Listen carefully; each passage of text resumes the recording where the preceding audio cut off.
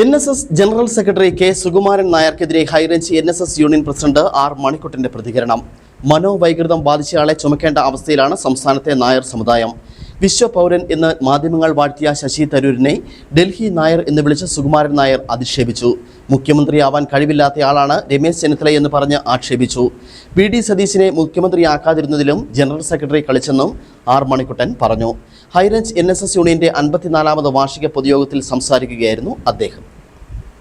NSSന്റെ മുൻ രജിസ്ട്രാർമാർ, NSS Nair service സൊസൈറ്റിയുടെ മുൻ വൈസ് പ്രസിഡന്റ്, മുൻ താലൂക്ക് യൂണിയൻ പ്രസിഡന്റുമാർ, പ്രഗത്ഭരും പ്രശസ്തരുമായ കോടീശ്വരന്മാരായ ഡയറക്ടർ ബോർഡ് അംഗങ്ങൾ ഇവരൊക്കെ മുൻപോട്ട് വന്നു.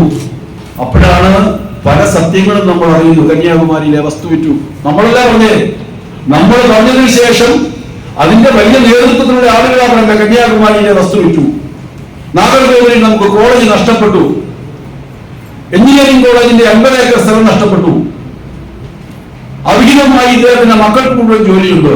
ആ കുടുംബത്തിലെ 76 പേർക്ക് NSSൽ ജോലിയുണ്ട്. 6 ആശുപത്രികൾ അടച്ചുപൂട്ടി. മന്നം ഷുഗറിൽ ആ കെട്ടിടവും സ്ഥലവും NSSൽ നഷ്ടപ്പെട്ടു.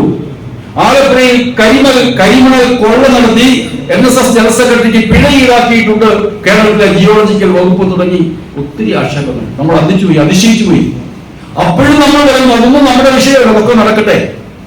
ഹൈറേഞ്ചിലെ പാവപ്പെട്ട സമുദായ അംഗങ്ങളെ പ്രവർത്തിക്കാൻ അനുവദിച്ചാൽ മാത്രം മതി. നമ്മൾ പൈസ ചോദിക്കുന്നില്ല, ഒരു സഹായം ചോദിക്കുന്നില്ല. ഇദ്ദേഹം മെച്ചോട്ടെ നായർ സർവീസ് സൊസൈറ്റി അദ്ദേഹത്തിന്റെ കയ്യിൽ തന്നെ. അദ്ദേഹത്തിന്റെ മക്കളെയും മരുമക്കളെയും ഒക്കെ പ്രതിഷ്ഠിച്ചോട്ടെ, കിട്ടാവുന്നതൊക്കെ എടുത്തോട്ടെ.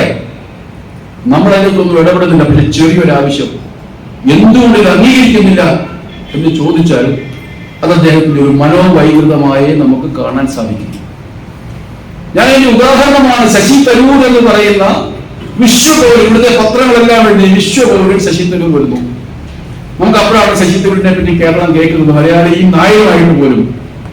ഇദ്ദേഹം വിദ്യാഭ്യാസത്തിന്റെ കൂടെ പറഞ്ഞു ഇവൻ വെറും ഡൽഹി നായരാ. എന്തൊരു മാനസികാവസ്ഥയാ!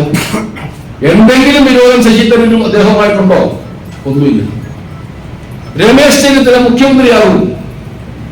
ഇദ്ദേഹം മനോരമ ചാനലിന് ന്യൂസിൽ മനോരമ ചാനലിന് ഇദ്ദേഹം അഭിമുഖം കൊടുത്തു. ജോണി ലൂക്കാസ് എന്ന് പറഞ്ഞ ആൾ ഇപ്പോഴും ഓൺലൈനിലുണ്ട്. അവിടെ ജോണി ലൂക്കാസ് ചോദിക്കുന്നു, ഈ താക്കോൽ സ്ഥാനം എന്ന് സാറ് പറഞ്ഞത് രമേശ് ചെന്നിത്തലയ്ക്ക് ആഭ്യന്തര മുഖ്യമന്ത്രിയാക്കാൻ വേണ്ടിയല്ലേ? അതിനുള്ള കഴിവ് അദ്ദേഹത്തിനില്ല. ആഭ്യന്തര വകുപ്പ് വരെ രമേശ് ചെന്നിത്തലയ്ക്ക് ആകാൻ പറ്റൂ. 15 വർഷം മുമ്പ് പരസ്യമായി അഭിമുഖം കൊടുത്തയാളാണ്. തിരുവഞ്ചൂർ രാധാകൃഷ്ണൻ ആഭ്യന്തര വകുപ്പ് മന്ത്രിയായി കറുത്ത നായരുടെ അവസ്ഥ. ആ കറുത്ത നായർ ആഭ്യന്തര വകുപ്പ് മന്ത്രിയായത് NSSന്റെ അറിവില്ലാതെയാണ്. അതുകൊണ്ട് അവിടെ പുഷ്പാർച്ചന നടത്താൻ പറ്റുകയില്ല. ആലോചിച്ച് നോക്കൂ. KC വേണുഗോപാൽ കേരളത്തിലെ ഏറ്റവും പ്രധാനപ്പെട്ട പാർട്ടിയുടെ അതിന് ഏറ്റവും പ്രധാനപ്പെട്ടത് അഭിമാനത്തോടുകൂടി മലയാളികൾ നായന്മാരും പറയണം, ഇന്ത്യയിലെ ഏറ്റവും വലിയ ദേശീയ പ്രസ്ഥാനമായ ഏറ്റവും വലിയ പ്രതിപക്ഷമായ ഇന്ത്യൻ നാഷണൽ കോൺഗ്രസിനെ നിയന്ത്രിക്കുന്ന അതിന്റെ സ്റ്റീറിംഗ് രാഹുൽ ഗാന്ധിയെയും സോണിയാഗാന്ധിയെയും ഗാന്ധി കുടുംബത്തെയും നിയന്ത്രിക്കുന്ന തരത്തിൽ അതിന്റെ അതിശക്തനായ സർവാധിപനാണ് KC വേണുഗോപാൽ. അഭിമാനത്തോട് പറയട്ടെ, KC വേണുഗോപാൽ മത്സരിച്ച തെരഞ്ഞെടുപ്പിലെല്ലാം അദ്ദേഹത്തിനെ തോൽപ്പിക്കാൻ ശ്രമിച്ചു. VD സതീശൻ കേരളത്തിന്റെ മുഖ്യമന്ത്രിയാകരുത് എന്തിനാ അദ്ദേഹം പരസ്യമായി പറഞ്ഞു? VD സതീശൻ എന്ത് തെറ്റാ ചെയ്തേ? നായർ സമൂഹത്തിന് എന്തെങ്കിലും ദോഷം ചെയ്തോ? NSS എന്തെങ്കിലും ദോഷം ചെയ്തോ? അപ്പൊ ഇത് ഇദ്ദേഹത്തിന്റെ ഒരു മനോവൈകൃതത്തിന്റെ ഭാഗമാണ്. മാനസിക നില തെറ്റിയ ആളുകൾക്ക് ഇങ്ങനെയൊക്കെ പറയാൻ പറ്റൂ. ഭാരതത്തിന്റെ ഉപപ്രധാനമന്ത്രിക്ക് ചങ്ങനാശ്ശേരിയിൽ വരുമ്പോൾ മണ്ണു സമാധിയിൽ പുഷ്പാർച്ചന നടത്തണം. നോക്കൂ, എന്റെയും നിങ്ങളുടെയും ഒക്കെ പിതാക്കന്മാരുടെ ശവകുടീരം നമ്മളൊന്ന് ആലോചിച്ച് നോക്കൂ. നമ്മുടെ അച്ഛനെയോ അമ്മയോ മറവ് ചെയ്ത സ്ഥലത്ത്